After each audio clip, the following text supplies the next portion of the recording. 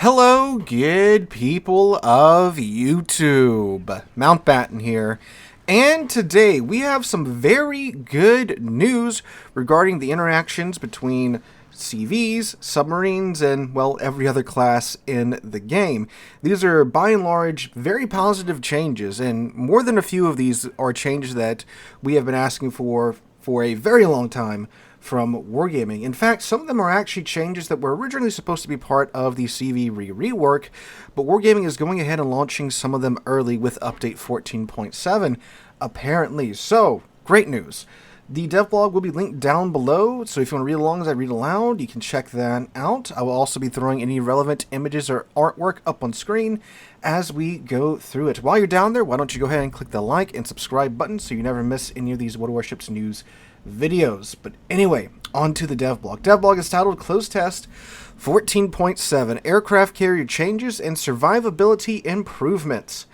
Update 14.7 is one of the steps in larger changes of aircraft carriers and related aviation mechanics, which is focused on resolving core issues. Our testing and fine-tuning are ongoing to ensure we deliver an improved gameplay experience.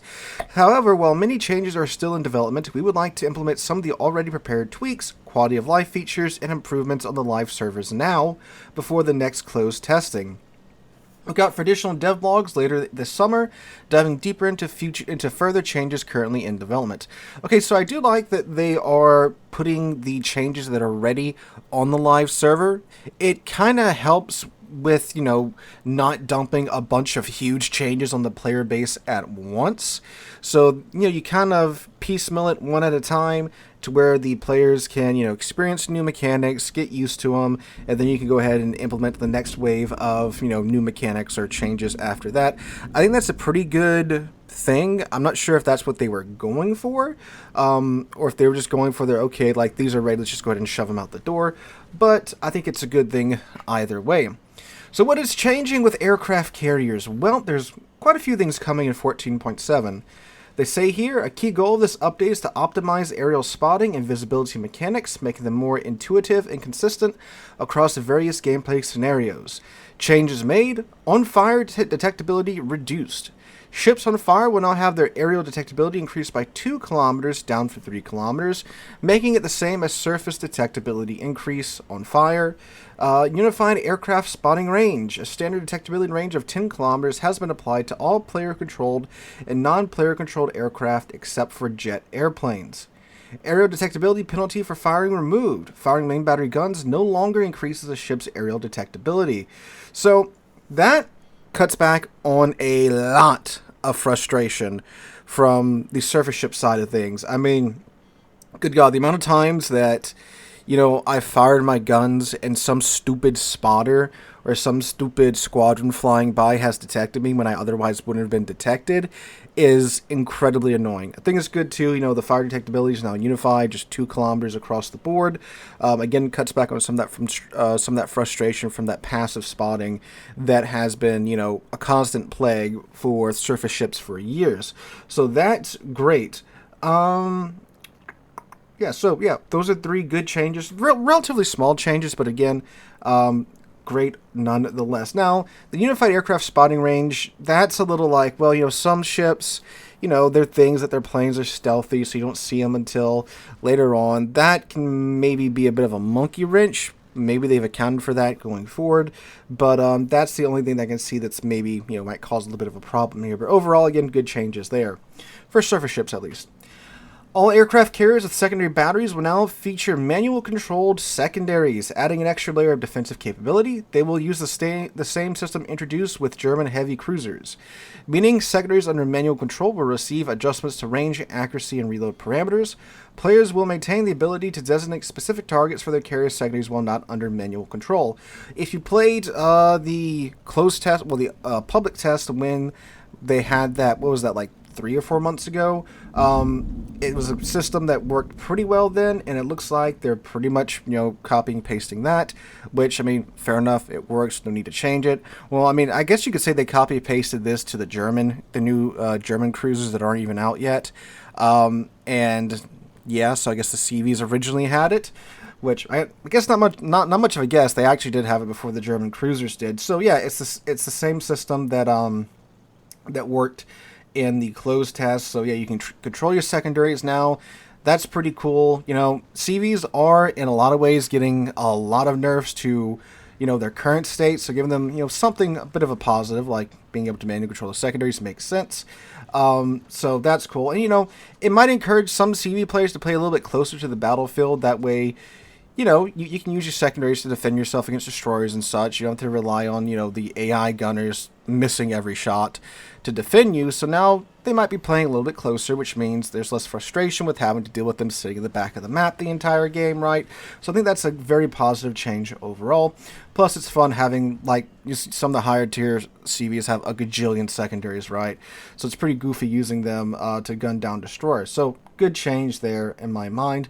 Makes CVs a little bit funner to play, and, you know, you're not just flying planes all the time. So I'll throw this a screenshot up on screen. This is the base secondary range versus the manual secondary range, so forth and so on. So, you know, when it goes through the tiers, goes through the nations with improved secondary guns and such, so you can see what their range is when it's the AI gunners controlling them, and what the range is when you are controlling them. In most cases, it looks like when you take over the secondary guns, you get, most cases, almost double, like 40% more range out of them. So there you go. All right, very cool indeed, Wargaming. They're also making a bunch of changes to secondary guns on the CVs. Most of them, their reload times getting cut way down, obviously. So again, if you want to check that out, check out the DevBlog. But yeah, that's cool. All right. UI improvements for secondary battery armament. Enhances to in-port and in-battle tooltips further improve the experience of manually controlled secondaries. For ships equipped with secondary armaments of multiple calibers, tooltips will now display a unified segment showing common parameters such as secondary range in both automatic and manual firing modes, making it easier for players to assess performance at a glance. For ships with only a single secondary battery caliber, these stats will still appear in the standards section alongside other weapon characteristics. Okay. Cool, fair enough, making it clearer. Again, quality of life, very much appreciated there. Alright, fire and damage control. One of the other big changes that was announced about CVs during the CV rework, that's coming this time as well. So they say, aircraft carriers will now experience more damaging and longer lasting fires, making sustained artillery engagements riskier. However, an improved damage control party will balance these adjustments. So the fire duration is going from 5 seconds to 45 seconds now. Again, more of a standard burn time. And the damage per second is being reduced from 1 to 0.3%. Again, that's standard. That's good. The damage control has also been updated. The duration is now only 30 seconds instead of 60 seconds. And the cooldown time is 70 seconds instead of 90 seconds. So again, more of a standard damage con. So that's very cool. Excellent. It is a bit of a longer running damage con. You know, like the American Battleship Damage Con is one of the longer ones in game for the surface ships, around 20-ish seconds. So 30 seconds is a long time, but it's not a minute anymore. So that's cool in my opinion. That's great. You know, using HE against CVs is actually viable once again. Excellent. Now, one of the biggest changes, which I do not recall this being part of the CV rework. This is, I'm guessing, something that Wargaming has been working on in the background. At least I haven't heard of it up until this point, which, I mean, hey, this is great. So let me just get into it. Survivability improvements against aerial and acoustic torpedoes. Survivability mechanics for all ships are also receiving a notable adjustment, as the mechanics of damage application on airborne and acoustic torpedoes have been changed. Currently, a torpedo may deal damage in 2 different ways depending upon the area it hits. Currently, if it hits the bow, stern, or any part of the ship that is not covered by torpedo protection armor, a significant part of the damage dealt can be healed back by the use of the repair party consumable. The exact percentage that can be healed back varies, but is generally above 50%. 2. If a torpedo hits the torpedo protection armor, all damage that is ultimately dealt to the ship is considered damage to the citadel. In that case, a significantly lesser portion of the damage dealt back can be healed. Once again, the exact value varies, but the average is around 10%. So currently right now, you hit a torpedo on your bow or stern that's normal damage, and you can regenerate a pretty good chunk of it using your damage and using your repair party. If you eat a torpedo on the torpedo protection, you take off, whatever percentage your torpedo protection takes off. Let's say, like the Alabama, it's 48%. So, you take off 48% of the damage that the torpedo can do, and the rest of that damage is applied to the Citadel, meaning that in most cases you can only regenerate about 10% of that damage, whereas if it was normal damage, you could regenerate around 50% of that damage, again, depending upon what ship it is and what hill you got. But that's not how it's working anymore. Starting with the update, with update 14.7, airborne and acoustic torpedoes will never be able to deal Citadel damage. If one of such torpedoes hits the torpedo belt of a ship, she will only get the damage reduction provided by this armor, but also retain the same healing ability as if the torpedo would hit an unprotected part of the Citadel. Basically, ships damaged by acoustic and aerial torpedoes will now be able to restore the same percentage of HP lost, regardless of where they have been hit, including the Citadel. This change is aimed at improving resilience against submarine and aircraft carriers. Moreover, the update emphasizes the lethality and risk of ship-launched torpedoes compared to more easily usable but less damaging acoustic and aerial torpedoes. That is great, because acoustic homing torpedoes and aerial torpedoes, it is so easy to get those on target compared to dummy-fired ship-launched torpedoes. Because obviously with the homing torpedoes, they're literally homing in on the target. With the aircraft drop torpedoes, you have airplanes that can fly circles around the ship and basically ensure those torpedoes are hitting exactly where you want them to hit. So obviously, the fact that you're eating constant Citadel damage from those two sources is just miserable. But that's not how it works anymore. Now the aerial drop torpedoes and the acoustic guided torpedoes will just do normal damage, which means you can regenerate a hell of a lot more of that HP back over what you can do currently right now. That is fantastic. And it really doesn't affect the damage income for the CV or the submarine either, because you're still getting the damage. It's just not Citadel damage. That's what I talked about back in the day when submarines first came out. Submarines would suck a lot less if the torpedo damage wasn't Citadel damage, right?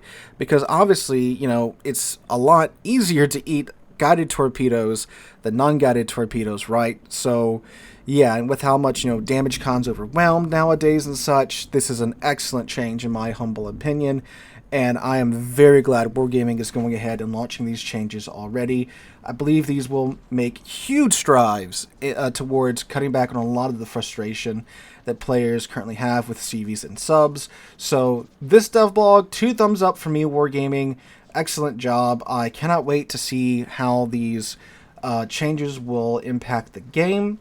Let me know what you guys think in the comments down below. I think, again, these are fantastic changes. Quite a few that we've been asking for some time, like, the CVs being able to catch on fire and have a normal burn time, and the submarine and aerial torpedo damage being, adjusted. I'm going to say, again, it's not really nerfed because, you're still getting the damage done. Sure, the ship can heal back a little bit more, so I guess you could see it nerfed in that kind of way, but that, also, too, that means you can farm them out for that much more damage at the end of the day, too, so not really a huge deal, besides the fact you're not sinking them as fast, which is a fairly sizable deal. But again, I think it's some great changes. Let me know what you guys think in the comments down below. If you did enjoy the video, make sure to drop a like, leave a comment, subscribe to the channel, all of that jazz. I hope you guys have a fantastic Tuesday and a fantastic rest of your week. I hope to catch you guys in the next one.